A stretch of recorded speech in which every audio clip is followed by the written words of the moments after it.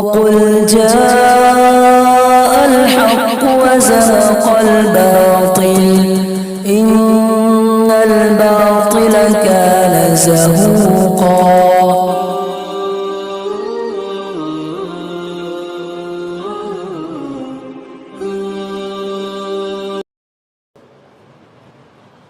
الحمد لله نحمده ونستعينه ونستغفره ونؤمن به ونتوكل عليه ونعوذ بالله من شرور أنفسنا ومن سيئات أعمالنا من يهده الله فلا مضل له ومن يضلل فلا هادي له ونشهد أن لا إله إلا الله وحده لا شريك له ونشهد أن سيدنا ومولانا محمدا عبده ورسوله صلى الله تعالى عليه وعلى آله وصحبه وبارك وسلم تسليما كثيرا كثيرا. أما بعد فأعوذ بالله من الشيطان الرجيم. بسم الله الرحمن الرحيم. يا أيها الذين آمنوا قوا أنفسكم وأهليكم نارا وقودها الناس والحجارة عليها ملائكة غلاظ شداد لا يعصون الله ما أمرهم ويفعلون ما يؤمرون. صدق الله العلي العظيم. وقال النبي صلى الله عليه وسلم كلكم راع وكلكم مسؤول عن رعيته أو كما قال صلى الله عليه وسلم. محترم علماء کرام، سردار صاحبان، ذمہ دار اور سربراہ حضرات، نوجوان دوستوں، پیارے بچوں، کئی سال سے یہ معمول چل رہا ہے رمضان مبارک کے گزرنے کے بعد آپ حضرات کے درمیان تھوڑی دیر کے لیے حاضری ہو جاتی ہے اور کچھ دین کے سلسلے میں، اپنی ذمہ داریوں کے سلسلے میں مذاکرہ ہو جاتا ہے. میں نے ابھی آپ کے سامنے قرآن پاک کی ایک آیت اور نبی کریم صلی اللہ علیہ وسلم کی ایک حدیث پڑھی ہے. آج کی اس مجلس میں اس سے متعلق کچھ بات عرض کرنا ضروری ہے، کیونکہ یہ وقت کا تقاضا ہے اور بہت اہمیت اختیار کر چکا ہے. اللہ جل شانہ ارشاد فرماتے ہیں تمام ایمان والوں کو مخاطب کر کے بغیر کسی امتیاز کے، بڑا ہو چھوٹا ہو، عالم ہو جاہل ہو، مرد ہو عورت ہو، نیک ہو عام آدمی ہو، سب کو خطاب الذین آمنوا سے، جو بھی ایمان والا ہے سب کو خطاب کر کے اللہ تعالیٰ فرماتے ہیں اے ایمان والو، اپنے آپ کو اور اپنے اہل و عیال کو اس آگ سے بچاؤ جس کا ایندھن انسان اور پتھر ہوں گے، جس پر ایسے سخت گیر سخت مزاج فرشتے مسلط ہوں گے کہ جو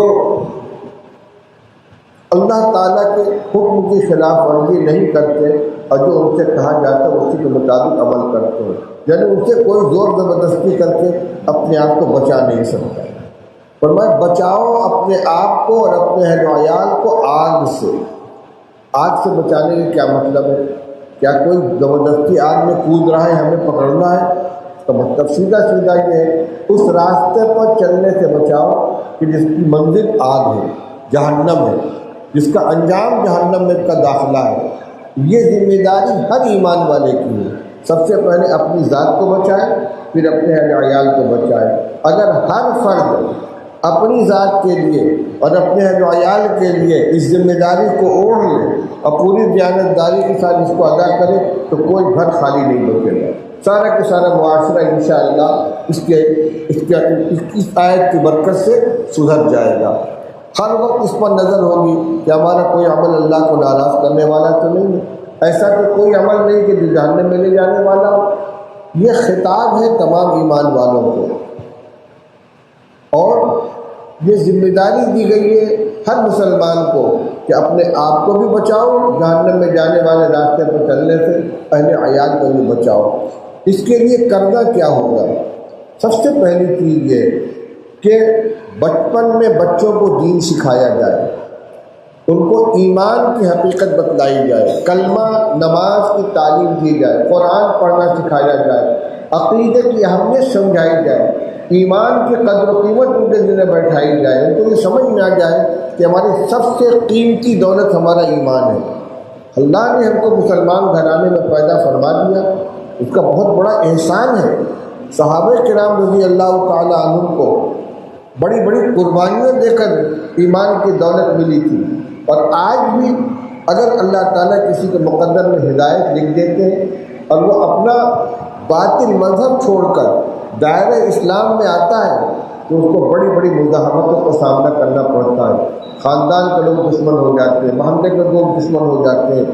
شوہر مسلمان ہو گیا تو بیوی مخالف ہو گئی، بیٹا مسلمان ہو گیا تو باپ مخالف ہو گیا، در بدر کی ٹھوکریں کھانی پڑتی ہیں، مکان جائیداد سے محرومی اختیار کرنی پڑتی ہے۔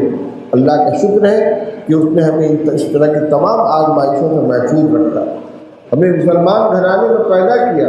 پیدائشی طور پر ہمیں ایمان عطا فرمایا۔ اس ایمان کی حفاظت کریں، کیسے اپنی جو موجودہ سطح ہے اس کو باقی رکھتے ہوئے آگے بڑھانے کی کوشش کریں۔ اس لیے جو بچہ گھر میں پیدا ہو، جب سن شعور کو پہنچے تو اب اس کے ایمان کی فکر ہمیں کرنی ہے۔ آخر کوئی وجہ تو ہے، رسول اللہ صلی اللہ علیہ وسلم ارشاد فرماتے ہیں کہ بچہ جب 7 سال کا ہو جائے تو اس کو نماز کا حکم کرو، 10 سال کا ہو جائے نماز نہ پڑھے تو اس کو مارو، پٹائی کرو اس کی۔ حالانکہ بچہ مکلف ہوتا ہے بالغ ہونے کے بعد، عام طور سے 14-15 سال کی عمر میں بچے بالغ ہوتے ہیں، لیکن 7 سال کے بچے کو نماز کا حکم کیوں دیا جا رہا ہے؟ ابھی سے مسجد میں جانے کا عادی بن جائے، اللہ کے گھر میں حاضری دے، نماز پڑھے، سر جھکائے، نماز کے کلمات کو سیکھے، تاکہ ایمان اس کے اندر مضبوطی اختیار کر لے، اس کی جڑ بنا لے، تو ان کا دینی مزاج بنایا جائے، قرآن پاک پڑھایا جائے، کلمہ سکھایا جائے، اور ان کو سمجھایا جائے کہ ایمان تمہاری سب سے بڑی قیمتی دولت ہے۔ اللہ پر ایمان لانے کا کیا مطلب ہے، رسول اللہ صلی اللہ علیہ وسلم پر ایمان لانے کا کیا مطلب ہے، اسی طریقے سے تقدیر کیا چیز ہے، جنت جہنم کیا چیز ہے، جنت پر ہمارا ایمان، جہنم پر ہمارا ایمان، تقدیر پر ایمان، مرنے کے بعد دوبارہ زندہ ہونا ہے، اللہ کے سامنے حاضر ہونا ہے۔ آج ماحول بدل رہا ہے۔ بچپن میں ہم نے دیکھا کہ بچوں کو اس کے سامنے بات پر اللہ کی ناراضگی سے ڈرایا جاتا، بیٹا فلاں کام مت کرو، اللہ ناراض ہو جائے، اللہ تعالیٰ ناراض ہوگی، جہنم میں جلایا جائے گا، کسی کا سامان مت چھوڑو، جھوٹ مت بولو، جھوٹ بولو گے تو منہ جہنم آگ ڈال دی جائے گی۔ بچوں کی تربیت کی جاتی تھی، آج اتنے بڑے بچے کے ہاتھ میں تو موبائل تھما دیا جاتا ہے، اس کی تربیت کہاں سے ہوگی؟ اس کا دل و دماغ تو اسی کے اندر الجھ کر رہ جاتا ہے۔ تو سب سے پہلی ذمہ داری سرپرستوں کی یہ ہے کہ بچے کو دین کی تعلیم دیں، کلمہ سکھائیں، دینیات پڑھائیں، قرآن پاک سکھائیں۔ اب آگے اگر اللہ تعالیٰ توفیق دے تو دین کی تعلیم میں اور آگے بڑھیں، حافظ بنائیں، قاری بنائیں، عالم بنائیں۔ ہر گھر کے اندر، ہر خاندان کے اندر ایک عالم دین کا ہونا ضروری ہے، تاکہ تفصیلی دینی معلومات اس کی طرف رجوع کر کے حاصل کی جا سکے، جائز ناجائز کے بارے میں اس سے پوچھا جا سکے۔ کاروبار کر رہے ہیں، کون سا کام جائز ہے، کون سا کام ناجائز ہے، کون سا حلال ہے، کون سا حرام ہے، آمدنی کیسے درست ہوگی، کیسے خراب ہو جائے گی، اس کا جاننے والا ہونا چاہیے۔ ہم دنیاوی معاملات میں دنیاوی لوگوں سے مشورہ کرتے ہیں، لیکن ہم مسلمان ہونے کی حیثیت سے ہمیشہ اس پر بھی نظر رہنی چاہیے کہ ہمارا کوئی کام اللہ کو ناراض کرنے والا نہ ہو، اور اس کو بتانے کے لیے علماء کی ضرورت ہے، مفتیان کرام کی ضرورت ہے۔ تو جیسے تمام ضرورت کے لیے ہم افراد تیار کرتے ہیں، آج خوشحال گھرانوں میں بچوں کو پڑھاتے ہیں تو MBA کراتے ہیں، CA کرواتے ہیں، ان کو CA کی پڑھائی پڑھاتے ہیں۔ کیوں؟ ہمارے گھر میں ہمارا بچہ خود منیجر بن کر رہے، حساب کتاب جاننے والا ہو۔ ایک بڑے خاندان میں ایک بچہ CA ہو جانا چاہیے، ایک MBA ہو جانا چاہیے، کچھ نہیں تو انگریزی کا اچھا جانکار ہونا چاہیے۔ کیا اس ضرورت سے کم ضرورت ہے دین کو جاننے کی، دین کو سیکھنے کی؟ تو بنیادی دینی تعلیم دلانا تو ہر بچے کی یہ ماں باپ کی ذمہ داری ہے، اور اس کے بعد اگر توفیق ملے تو اور آگے بھی تعلیم دی جائے۔ تجربہ یہ ہے کہ حافظ بنا دینے سے دین کی حفاظت زیادہ ہوتی ہے۔ جس کے سینے میں قرآن محفوظ ہو جائے گا انشاءاللہ اس میں گمراہی نہیں گھسے گی، شیطان اس کو ایمان سے محروم نہیں کر سکے گا، جبکہ ایمان پر ڈاکہ ڈالنے کے ہر طرف جال پھیلے ہوئے۔ اس کے بعد دوسرا نمبر یہ آتا ہے کہ جب بچہ شعور کی حد کو پہنچے تو ان کی نگرانی کی جائے، کہاں جا رہا ہے، کس سے مل رہا ہے، کس سے اس کے تعلقات ہیں، اس کے مشاغل کیا ہیں، کہاں اٹھنا بیٹھنا ہے، صحبت کیسی ہے اس کی۔ یہ نہیں کہ بچہ بالغ ہو گیا تب وہ بالکل ماں باپ کی طرف سے بے نیاز ہو گیا، ماں باپ کو اس کی نگرانی نہیں کرنی۔ خاص طور سے وہ بچے اور بچیاں کہ جو اسکولوں کالجوں کے اندر تعلیم حاصل کرتے ہیں، ان کی فکر کرنا اس وقت سب سے بڑی ضرورت بن گئی ہے۔ بہت شرمندگی کے ساتھ اس حقیقت کا اظہار کرنا پڑ رہا ہے، اور تمام باشعور لوگ اس کو جانتے ہیں کہ آج بہت بڑی تعداد ہمارے مسلمان بچیوں کی کالجوں میں تعلیم حاصل کرنے والی غیر مردوں کے ساتھ جا رہی ہیں، غیر مسلم نوجوانوں سے ان کے تعلقات پیدا ہو رہے ہیں، گھر چھوڑ کر جا رہے ہیں اور مذہب چھوڑ کر جا رہے ہیں۔ یہ واقعات ہو رہے ہیں، یہ صرف اندیشے نہیں بلکہ واقعات ہیں، حقیقت ہیں۔ آج ہم الحمدللہ اس مجمع کے اندر سارے لوگ موجود ہیں۔ میں نے علماء کرام سے یہ درخواست کی تھی کہ آپ کوشش کریں کہ ہمارے سماج کے ذمہ دار حضرات، سردار صاحبان، مہتو صاحبان اور جو سربراہ لوگ ہیں وہ بھی موجود رہیں، اس لیے کہ ہمیں گفتگو سب سے کرنی ہے۔ میں ایک بات عرض کرنا چاہتا ہوں کہ اللہ تعالیٰ نے جس کو جو صلاحیت عطا فرمائی ہے، اس صلاحیت کو دین کی حفاظت کے لیے اور اللہ تعالیٰ کے احکام کو بجا لانے کے لیے استعمال کریں۔ ہر شخص میں یکساں صلاحیت نہیں ہوتی۔ ہمارے طبقے میں الحمدللہ 50 بلکہ اس سے زیادہ علماء کرام ہیں، پرانے علماء بھی ہیں، نئے فضلہ بھی ہیں، اللہ نے ان کو دین کا علم عطا فرمایا، ان کے علم سے فائدہ اٹھایا جائے۔ ہمارے جو برادری کے قوم کے سردار صاحبان ہیں، جن کو اللہ تعالیٰ نے سربراہی عطا کی، جن کا ہر عمل مؤثر ہوتا ہے، جو دوسروں کے اوپر دباؤ دے سکتے ہیں، دوسروں کو مجبور کر سکتے ہیں، حکم نافذ کر سکتے ہیں، ان کو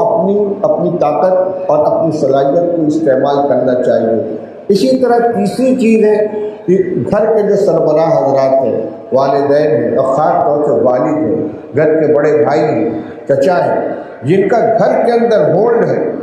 اگر یہ تینوں حضرات آپس میں تعاون کا جذبہ پیدا کر لیں، اس کی بہت بڑی ضرورت ہے۔ افسوس اس بات کا ہے کہ آپس میں رابطہ نہیں ہے۔ سردار صاحبان کو اللہ نے یہ مقام عطا فرمایا ہے۔ ابھی میں نے ایک روایت پڑھی ہے، رسول اللہ صلی اللہ علیہ وسلم نے ارشاد فرمایا کہ کلکم راع وکلکم مسئول عن رعیتہ، تم میں ہر شخص ذمہ دار ہے اور ہر ایک سے اس کے ماتحت کے بارے میں سوال کیا جائے گا۔ اس کے بعد رسول اللہ صلی اللہ علیہ وسلم نے اس حدیث کی تشریح فرمائی ہے، اور اس میں ایک جملہ یہ بھی ہے فالامیر راع علی رعیتہ وہ مسئول عن رعیتہ، جو امیر ہے، جو سردار ہے، وہ اپنے ماتحتوں کا ذمہ دار ہے، اس سے اس کے بارے میں سوال کیا جائے گا۔ ہم برادرانے کے مسائل کے اندر شادی کیسے ہوگی، مہر کتنا ہوگا، خرچہ کتنا دیا جائے گا، نکاح طلاق کا مسئلہ کیسے نپٹایا جائے گا، اس میں یہاں اپنی صلاحیت کو استعمال کرتے ہیں۔ آپس میں کوئی جھگڑا ہو جائے تو اس کا فیصلہ کرتے ہیں، بڑے بڑے مسائل کو حل کرتے ہیں۔ میرے بھائیوں اور میرے بزرگوں، سب سے زیادہ اہم یہ ہے کہ آپ اپنی صلاحیت کو اس طوفان سے بچانے کے لیے استعمال کریں۔ یہ مسئلہ بہت آگے بڑھ چکا ہے اور اس کے لیے تینوں طبقے کا تعاون ضروری ہے۔ علماء کرام اور نوجوان افراد جذبہ رکھتے ہیں، دل کے اندر کام کرنا چاہتے ہیں، ان کو کچھ بنانے کی ضرورت ہے، ان کو سرپرستی کی ضرورت ہے۔ ہمارے بڑے ان کا تعاون کریں، ان کی سرپرستی کریں، یہ ان سے ملاقات کریں تو ان کی بات کو سنیں، یہ مشورہ دیں تو ان کے مشورے کو سنیں، ان سے جو تعاون مانگیں ان کو تعاون کریں۔ اور اس کے بعد کام بنتا ہے ہمارے گھر کے جو افراد ہیں جنہوں نے اپنی بچیوں کو اسکولوں کے اندر کالجوں کے اندر داخل کر رکھا ہے، جہاں مخلوط تعلیم ہوتی ہے۔ میں کسی کالج کا نام نہیں لوں گا، لیکن علاقے میں بڑے بڑے اطراف کے اندر کالج یونیورسٹیاں موجود ہیں، بچیاں وہاں اعلیٰ تعلیم حاصل کر رہی ہیں اور ان کے تعلقات غیر مسلم نوجوانوں کے ساتھ ہو رہے ہیں، اب وہ گھروں سے جا رہے ہیں۔ یہ ہماری جو ٹیم ہے نوجوانوں کی، علماء کی، جو اس پر کام کرنا چاہتی ہے، ان کا کام یہ ہے کہ وہ اس کی نشاندہی کریں، پتہ چلائیں کون سی بچی کس راستے کے اوپر جا رہی ہے، اور اس کے بعد ان کے والدین سے، ان کے گھر والوں سے ملاقات کر کے ان کو متنبع کیا جائے، آگاہ کیا جائے، اور وہ صفائی نہ دیں کہ میری بچی کے بارے میں آپ ایسی بات کیوں کہہ رہے ہیں، یا اس سے آگے بڑھ کر بعض نادان بھی کہہ دیتے ہیں کہ میری بچی آزاد ہے تو آپ کو کیا پریشانی ہے۔ بھائی پریشانی یہی کہ اللہ نے ہم کو علم دین دیا ہے، ہماری یہ ذمہ داری ہے کہ ہمارے معاشرے کے اندر کوئی غلطی ہوگی تو ہم اس کو اس کی نشاندہی کریں گے۔ اور پھر اس سلسلے میں ہمارے جو سردار صاحبان ہیں، باتوں صاحبان ہیں، اور ان کی مجلس کے اندر بیٹھنے والے ذمہ دار حضرات ہیں، وہ اس پر دباؤ بناؤ، آزاد نہ چھوڑ دیں۔ یہ طوفان جو آ رہا ہے غیر قوموں کی طرف سے، ایک پلاننگ ہے، پورا نقشہ بنا ہوا، مدت سے یہ چیز چل رہی تھی، اور اس وقت اس پہ بہت زور دیا جا رہا ہے کہ مسلمان لڑکیوں کو غیر مسلم گھرانوں کے اندر لایا جائے، ان کا مذہب بدلا جائے، ان کی عزت اور ان کے ناموس کو پامال کیا جائے، ان کے ذریعے اپنے بچے پیدا کرائے جائیں۔ جو چیزیں میڈیا میں آ رہی ہیں اس کا تذکرہ آپ کے سامنے کر رہا ہوں، کس قدر بے غیرتی کی بات ہے، بے شرمی کی بات ہے کہ ہماری بچیاں غیروں کے ساتھ چلی جائیں، دین دھرم سے بھی ہاتھ دھو بیٹھے، عزت آبرو بھی ان کی پامال ہو جائے، اور ہم اس کے بارے میں کچھ سوچنے کے لیے تیار نہ ہوں۔ اس سلسلے میں ہمارے طبقے کے تمام ذمہ داروں کو، علماء کو، نوجوانوں کو ساتھ لے کر اور اس پر غور کرنا چاہیے، مشورہ کرنا چاہیے، پلان بنانا چاہیے، طریقہ عمل طے کرنا چاہیے، اور جو نوجوان، جو عالم، کام کرنے والے ٹیم کے جو افراد آئیں اور وہ نشاندہی کریں کہ فلاں گھرانے کی فلاں بچی کے سلسلے میں ہم کو یہ اطلاع ملی ہے، تو اس کو نظر انداز نہ کریں۔ اگر جس پیمانے پر غیروں کی طرف سے گمراہی پھیلانے کی اور ایمان کو لوٹنے کی کوشش ہو رہی ہے، اگر اسی طاقت کے ساتھ ہم مزاحمت نہیں کریں گے تو اپنے بچوں کا اور اپنے بچوں کا ایمان بچا نہیں سکیں گے۔ ہم صرف اسی کے خلاف نہیں ہیں، ہم اس کے بھی خلاف ہیں کہ کوئی مسلمان لڑکا اپنے گھر کے اندر کسی غیر مسلم لڑکی کو لے آئے، لیکن ایسا ہمارے معاشرے میں نہیں ہو رہا ہے، لیکن اس کے برخلاف ہو رہا ہے۔ دیکھیے تعلیم دلانا منع نہیں ہے، لیکن اگر آپ نے اس خاردار وادی کے اندر قدم رکھا ہے اور آپ کو شوق ہے کہ اپنے بچے کو اعلیٰ تعلیم دلائیں گے، تو آپ کو اس کے پورے بندوبست کرنا پڑے گا۔ بچی گھر سے نکلے، سرپرست اس کے ساتھ جائیں پہنچانے کے لیے، اس کو لیوانے کے لیے، وہ آزاد نہیں ہونی چاہیے۔ یہ تو ایک شوق پورا کیا جا رہا ہے، ورنہ ہمارے یہاں بچیاں دفاتر کے اندر کام نہیں کرتی، ان کو ملازمت نہیں کرنی۔ ہمارا معاشرہ الحمدللہ خود کفیل ہے، گھروں میں ان کو اس کی ضرورت نہیں کہ خود کما کر لے آئیں، خرچ کریں۔ جس معیار کی بھی زندگی گزاری جا رہی ہے، اس میں کمانے کی، خرچ کرنے کی ذمہ داری گھر کے مرد کی ہوتی ہے، عورت کی کوئی ذمہ داری نہیں ہوتی۔ ہاں گھروں میں عورتیں کام کرتی ہیں، ساڑی کے رنگ کی جال بنانی ہے، فال کاٹنا ہے، یا اور جو گھریلو کام ہوتا ہے وہ عورتیں کر لیتی ہیں، مگر ان کو کسی دفتر میں جا کے ملازمت نہیں کرنی۔ اللہ نے یہ معاشرہ ہمیں عطا فرمایا ہے، اس لیے بلا ضرورت کالجوں یونیورسٹیوں کو داخل کرانا، ان کے ایمان کو خطرے میں ڈالنا، اس کی کوئی ضرورت نہیں ہے۔ مولانا اشرف علی صاحب تھانوی رحمۃ اللہ علیہ بہشتی زیور مرتب کی تھی اسی مقصد کے لیے کہ اگر بہشتی زیور کسی بچی کو اطمینان کے ساتھ پڑھا دیا گیا اور پھر بچی نے ہمارے مدرسوں میں درجہ 5 تک پرائمری کی تعلیم حاصل کر لی، تو بقدر ضرورت ہندی، انگریزی اور حساب لکھنا پڑھنا اس کو آ جاتا ہے، اپنی ضرورت کی چیزیں نوٹ کر سکتی ہے، مسائل بہشتی زیور میں پڑھ لے گی، اور اگر عالم کی تعلیم دلانی ہے تو جہاں عالمات کی تعلیم ہوتی ہے بچے کو وہاں داخل کیجیے، اس کو عالمہ بنائیے، حافظہ بنائیے، تاکہ اعلیٰ تعلیم بھی ہو جائے لیکن دین کے راستے کی ہو۔ تو یہ جو شوق ہے کالجوں میں داخل کرانے کا یہی غلط ہے، لیکن اگر کوئی بہت ضروری سمجھتا ہے تو پوری حفاظت کا انتظام کرنا چاہیے، بلانے کا، پہنچانے کا، اس کی نگرانی کا۔ ہر بچی کے ہاتھ میں موبائل ہے، بڑا موبائل ہے، وہ کہاں سے اس کا رابطہ ہے، کس سے دوستی ہو رہی ہے، کس سے بات چیت ہو رہی ہے، کیا پیغام آ رہا ہے، جا رہا ہے، ہمیں خود پتہ نہیں ہے۔ پٹرول اور آگ کو ایک ساتھ کر دیتے ہیں اور ہم مطمئن ہو کر بیٹھے رہتے ہیں۔ اس لیے میں بہت زیادہ کھول کر بات نہیں کر سکتا، لیکن یہ ایک حقیقت ہے اور ہمارے معاشرے کے اندر یہ ذہن پھیل رہا ہے۔ غور کریں، مشورہ کریں۔ میں پھر درخواست کروں گا اپنے بڑوں سے، بڑی عاجزانہ درخواست کروں گا کہ اپنے مقام اور مرتبے کو پہچانیں، اپنی حیثیت کا صحیح استعمال کریں، ان نوجوانوں کے جذبات کی قدر کریں، ان کی سرپرستی کریں، ان کے سر کے اوپر ہاتھ رکھیں، ان کو مشورہ دیں، اور یہ اگر کوئی اچھا مشورہ دیتے ہیں تو اس کو قبول کریں، اپنی شان کے خلاف نہ سمجھیں۔ پھر اپنے اثر و رسوخ کو استعمال کر کے جہاں اس طرح کے واقعات پیش آ رہے ہوں ان کے گھر والوں سے رابطہ کر کے ان بچیوں کو اس دلدل سے نکالنے کی کوشش کریں۔ اگر اب بھی ہم بیدار نہیں ہوں گے، اب بھی ہمیں ذمہ داری کا احساس نہیں ہوگا، یہ معاملہ اتنا آگے بڑھ جائے گا کہ پھر اس سیلاب کو بند قائم کرنا ہمارے لیے مشکل ہو جائے گا۔ اللہ تعالیٰ ہمیں اس کی توفیق نصیب فرمائے۔ جو روایت میں نے پڑھی ہے، کلکم رائن وکلکم مسئول عن رعیتہ، کہ تم میں ہر شخص ذمہ دار ہے، ہر ایک سے اس کے ماتحت کے بارے میں سوال کیا جائے گا، پوچھا جائے گا۔ تو اس میں اور بھی ذمہ داریاں آتی ہیں۔ عورت اپنے شوہر کے مال و متاع کی ذمہ دار ہے، گھر کا ملازم اپنے مالک کے ساز و سامان کا ذمہ دار ہے، اس کا محافظ ہے، گھر کا بڑا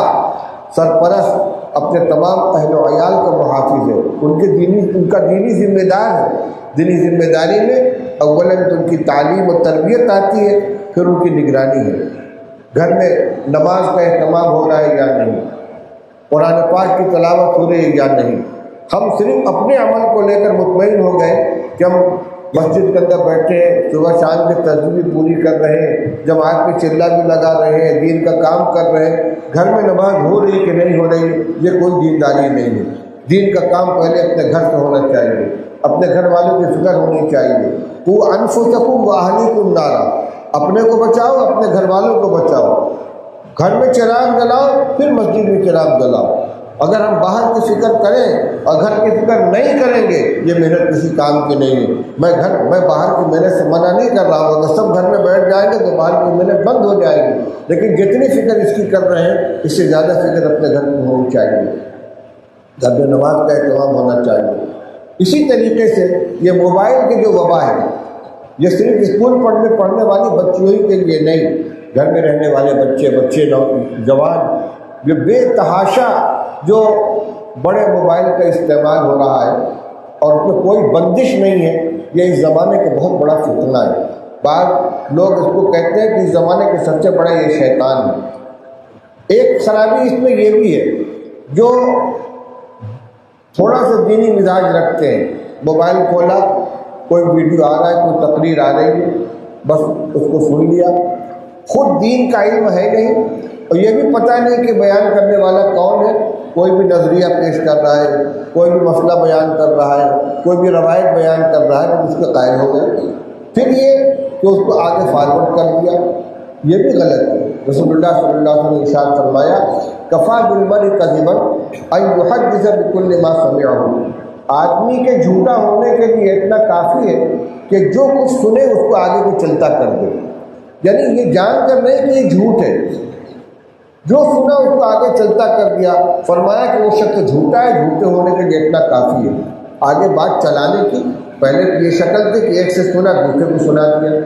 آج یہ ہے کہ ایک جگہ سے میسج آیا اور 10 جگہ اس کو فارورڈ کر دیا، اب پتہ نہیں چلتا کہ یہ کہاں سے چلا تھا، کس نے اس کو بھیجا تھا، اور آگ کی طرح سے وہ گمراہی پھیلتی چلی جاتی ہے۔ اس لیے ہمارے جو موبائل دیکھنے کے شوقین ہیں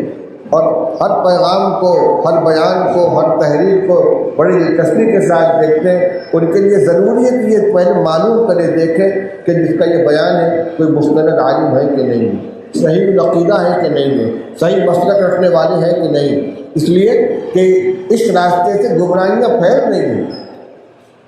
بدعتیں پھیلائی جا رہی ہیں، دین بیزاری پھیلائی جا رہی ہے، آزادی پھیلائی جا رہی ہے، اور خود اپنے پاس دین کا علم ہے نہیں، جو کچھ میسج کے اندر آیا، جو ویڈیو میں آیا، اس کو سمجھ لیا کہ یہی حقیقت ہے، کسی عالم سے اس کے بارے میں تحقیق کرنے کی بھی ضرورت نہیں ہے۔ تو جو غلط قسم کے میسج نہیں دیکھتے لیکن دینی مسائل کے اوپر ہر میسج کو سن رہے ہیں، ہر بیان کو سن رہے ہیں، ان کو بھی پرہیز کرنا چاہیے۔ علماء سے، نوجوان علماء ہیں، پرانے اساتذہ ہیں، ان سے مراجعات کر کے اس کے بارے میں جانکاری حاصل کریں۔ غرض یہ چیز ہمارے لیے راستے سے ہٹنے کا ایک بہت بڑا ذریعہ بن گئی ہے، اس سے ہم کو احتیاط کرنی چاہیے۔ ایسے ہی موبائل کے اندر اپنے وقت کو صرف کرنا یہ تضییع اوقات ہے، بلا ضرورت گھنٹوں موبائل لیے بیٹھے ہوئے ہیں، مسئلہ بنا ہوا ہے، میسج بھیج رہے ہیں، دیکھ رہے ہیں، یوٹیوب کے اوپر کیا آ رہا ہے اس کو دیکھ رہے ہیں، میسج میں کیا آ رہا ہے اس کو دیکھ رہے ہیں۔ وقت اللہ کی بہت بڑی دولت ہے، امانت ہے، ایک ایک لمحے کے بارے میں اللہ تعالیٰ کے جواب دہ ہونا پڑے گا۔ بہت مشہور روایت ہے اور آپ نے بار بار سنا ہوگا،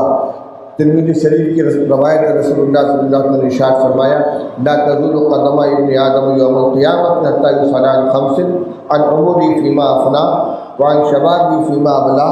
وعن ماله من أين اكتسبه وفيما أنفقه، وعن ماذا عمل فيما علم، او كما قال رسول اللہ صلی اللہ علیہ وسلم۔ رسول اللہ صلی اللہ علیہ وسلم ارشاد فرماتے ہیں کہ کسی آدمی کا قدم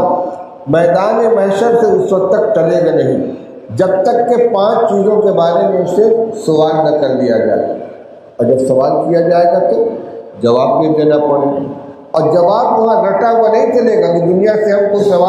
جواب تیار کر کے لے جائیں، وہاں جا کے سنا دیں۔ جواب وہی آئے گا جو حقیقت ہوگی۔ سوال کیا کیا ہوگا؟ عمر کس چیز میں گزاری، تو مطلب یہ ہوا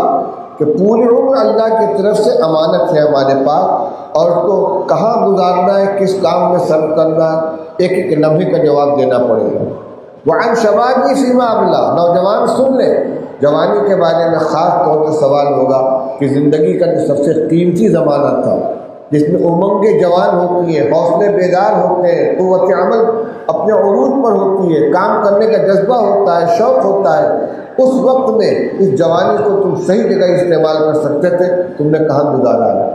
حدیث میں فرمایا گیا کہ عرش کے سائے میں 7 قسم کے لوگوں کو جگہ ملے گی، جس دن اس سائے کے علاوہ کوئی سایہ نہیں ہوگا، اور سورج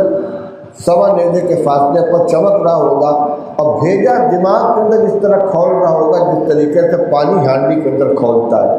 اس وقت جن 7 قسم کے خوش نصیبوں کو سایہ عرش میں جگہ ملے گی، اس میں ایک شاب نشا فی عبادت اللہ، وہ نوجوان بھی ہوگا کہ جس کی نشو و نما، جس کی اٹھان اللہ کی عبادت و بندگی کے اندر ہے۔ یہ سب سے قیمتی زمانہ ہے۔ رسول اللہ صلی اللہ علیہ وسلم نے ارشاد فرمایا ہے، اغتنم خمسا قبل خمس، 5 حالتوں سے نفع اٹھا لو، 5 حالتوں سے پہلے۔ اس میں یہ بھی فرمایا عن شبابی قبل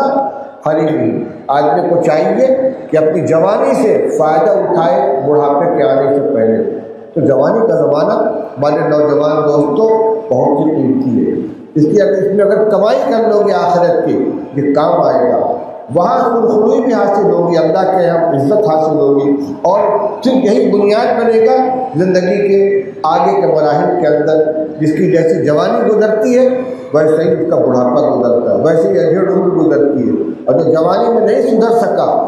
آگے کی بھی اس کی امید نہیں ہے۔ طاقت تو کم ہو جائے گی لیکن جذبات اسی طریقے سے خراب رہیں گے۔ اس لیے نوجوان ہمارے اپنے وقت کی قدر کریں۔ تو میں یہ کہہ رہا تھا کہ اللہ تعالیٰ کے یہاں 5 سوالات جو ہوں گے، اس میں ایک سوال یہ ہوگا عمر کہاں گزاری، ایک سوال یہ ہوگا جوانی کہاں گزاری، ایک سوال یہ ہوگا مال کہاں سے کمایا۔ اس لیے ہم آزاد نہیں کہ جیسے چاہے کمائے، بے ایمانی کر لیں، جھوٹ بول لیں، سود لے لیں، نہیں، صحیح راستے سے کمانا پڑے گا، کیونکہ جب پوچھا جائے گا کس راستے سے کمایا ہے تو جس راستے سے کمایا ہو تو وہی سامنے آئے گا.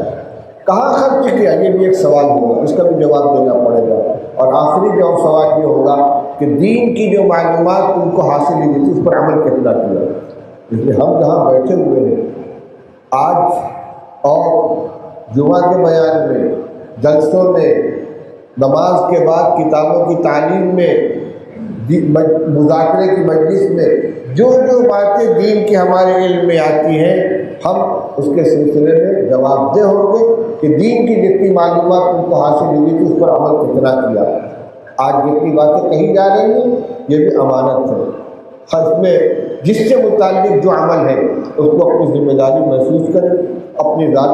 ذات سے، اپنے اہل و عیال سے، اپنے گھر والوں سے، اپنے معاشرے سے جو اس کی ذمہ داریاں وابستہ ہیں ان کو ادا کرنے کی کوشش کریں. جو بات میں نے شروع کی تھی اس کا پھر اعادہ کر دوں کہ بھائی رمضان مبارک کا مہینہ گزر گیا، ماحول کی برکت سے الحمدللہ نمازوں کا بھی اہتمام ہوا، تلاوت کا بھی اہتمام ہوا، لیکن رمضان مبارک گزر جانے کے بعد اپنے معمولات کو ہمیں ترک نہیں کرنا چاہیے. نماز پنجگانہ کا اہتمام اسی طریقے سے رہے، نگاہوں کی حفاظت کریں، زبان کی حفاظت کریں، گناہوں سے اپنے آپ کو بچائیں. دیکھیے رمضان کے اندر جو کچھ کرتے ہیں اس کی وجہ سے برکت بھی رہتی ہے اور قلبی سکون و چین بھی ملتا ہے. چین و سکون اللہ تعالیٰ نے اپنی یاد کے اندر رکھا ہے، اپنی یاد کے اندر اپنے ذکر میں چین و سکون کو اللہ تعالیٰ نے رکھا ہے. ذکر اللہ تطمئن القلوب. ہر آدمی آپ آج چین و سکون کا متلاشی ہے. اگر ہم چاہتے ہیں کہ قلبی سکون حاصل ہو، دل و دماغ مطمئن رہے، اللہ کی رحمت ہماری طرف متوجہ ہو تو کوئی بڑی قربانی نہیں دینی ہے. وہی کام جو ہم رمضان میں کرنے لگتے ہیں، نماز 5 وقت کی مسجد میں آ کر پڑھیں، تھوڑا سا وقت نکال کر قرآن پاک کی تلاوت کر لیں، اللہ توفیق دے تو کچھ ذکر و تسبیح کا اہتمام کر لیں، دعاؤں کا اہتمام کریں. اپنے گھر کے ماحول کو ٹھیک رکھنے کی کوشش کریے کہ گھر میں جو قرآن پڑھا جا رہا ہے کہ نہیں پڑھا جا رہا ہے، تلاوت ہو رہی کہ نہیں ہو رہی ہے، بچے بچیاں عورتیں نماز پڑھ رہی ہیں کہ نہیں. اگر ہر گھر والا اس کی فکر کر لے گا تو انشاءاللہ جو باہر محنت ہو رہی ہے علماء کرام کی اصلاح معاشرہ کی اس کے اندر بڑی مدد ملے گی. ایک بات آخری کہہ کے میں ختم کرتا ہوں. جس طرح ضرورت ہے آج ایمان کی حفاظت کے لیے علماء کرام اور سماج کے ذمہ دار لوگوں کے درمیان تعاون کی، بالکل اسی طریقے سے بہت سے غلط قسم کے رسم و رواج ہیں چلے آ رہے پرانے زمانے سے اور ان کی طرف ذہن منتقل نہیں ہوتا. جو علماء تعلیم حاصل کر کے آتے ہیں، قرآن حدیث کا فقہ کا علم حاصل کرتے ہیں اور اس کی روشنی میں وہ محسوس کرتے ہیں کہ یہ کام غلط ہے، یہ نہیں ہونا چاہیے، وہ اس کی نشاندہی کرتے ہیں تو ان کی ٹانگ نہ کھینچی جائے، ان کا ساتھ دیا جائے، ان کی سرپرستی کی جائے کہ بھائی یہ عالم کا کام ہے کہ وہ بتائے گا کون سا کام صحیح ہے کون سا کام غلط ہے. اب جن کے ہاتھ میں نافذ کرنے کی طاقت ہے، جو ان کی ذمہ داری ہے، دینی ذمہ داری ہے، منصبی ذمہ داری ہے کہ اس کے اندر رکاوٹ نہ ڈالے بلکہ وہ عامل بنے. انشاءاللہ اسی طریقے سے معاشرے کی اصلاح ہوگی، غلط رسم و رواج اور بہت سی غلط چیزیں جو ہمارے معاشرے میں پھیلی ہوئی ہیں وہ ختم ہوگی. اللہ تعالیٰ ہم سب کو عمل کرنے کی توفیق عطا فرمائے اور رمضان مبارک کی جو مبارک گھڑیاں گزری ہیں اس کی وجہ سے جو تھوڑا بہت مزاج بنا ہے اس کو باقی رکھنے کی ہم کوشش کریں اور اللہ تعالیٰ اس میں ہماری مدد فرمائے. وآخر دعوانا الحمدللہ رب العالمین.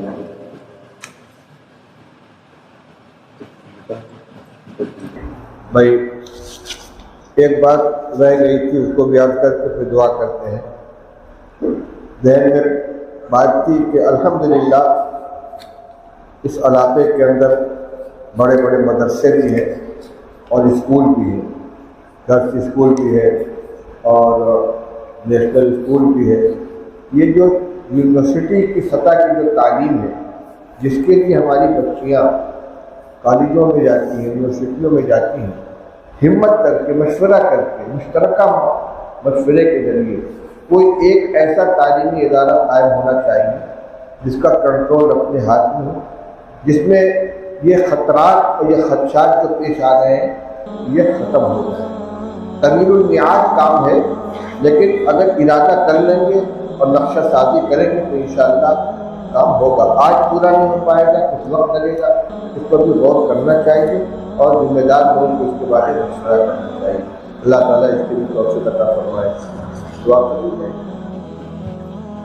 دینی و اصلاحی بیانات کو سننے کے لیے ہمارے چینل القراءت آفیشل کو سبسکرائب، لائک، کمنٹ اور شیئر کیجیے تاکہ آنے والے نئی ویڈیوز کا سب سے پہلے آپ کے پاس نوٹیفیکیشن پہنچ سکے. خدا حافظ.